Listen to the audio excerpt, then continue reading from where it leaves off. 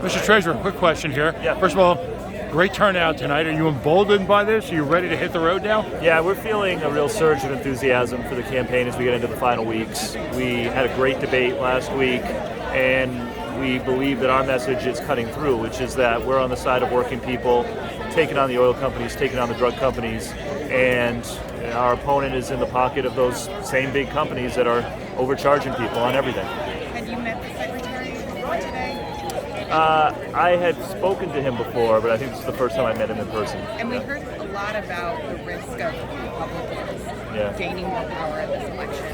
Is the secretary's visit sort of a mission to save Democratic candidates right now? Well, I know that he's been campaigning all across the country, and so we're very happy to have him here. And I think that it's appropriate for him to be here because Rhode Island is a state with a strong union ethic, a strong working class ethic, and there's no one better to campaign with than Marty Walsh. Are you concerned with this election? Those poll numbers that have been coming out, it looks tighter than maybe some people thought it would have been. No, we're very confident we're going to win this thing. I mean, we started out with lower name recognition than my opponent, but we've been chipping away at that, and I think as more voters tune in and see the differences between us, we're going to be successful.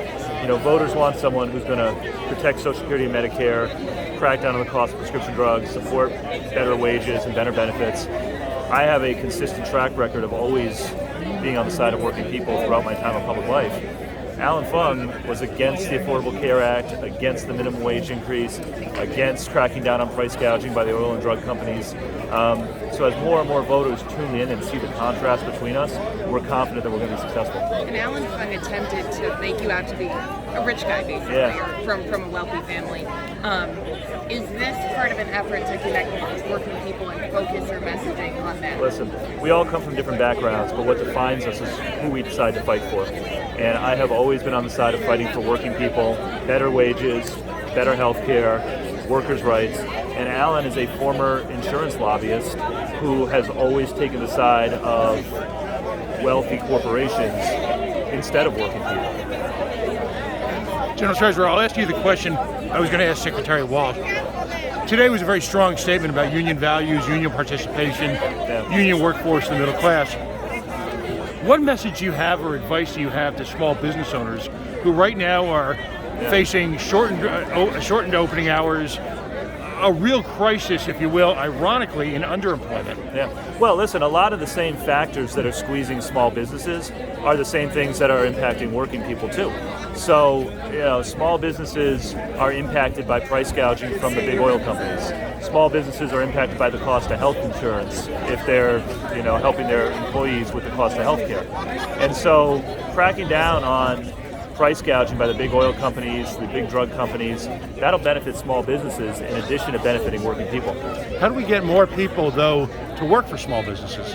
Thoughts? Yeah. Well, no, listen, I think that there are a lot of people who want to work for small businesses or start their own. But when big corporations eat up too much market share, underprice smaller businesses, with preferential tax treatment, or are better able to absorb higher energy costs, that hurts the ability of people to go work for small businesses. So the things that we're talking about, the policies that we're talking about, don't just help workers, but help small businesses as well. I'll give you another example. Small businesses don't have the option of moving their profits overseas to avoid taxes.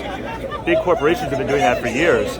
Democrats just passed a bill to level the playing field by making it harder for the big guys to move their profits overseas and avoid taxes. That'll provide a more level playing field for small businesses, but of course every Republican voted against that. And Wes, one quick question. What type of participation in the Get Out the Vote effort do you see organized labor playing in your campaign? Absolutely vital.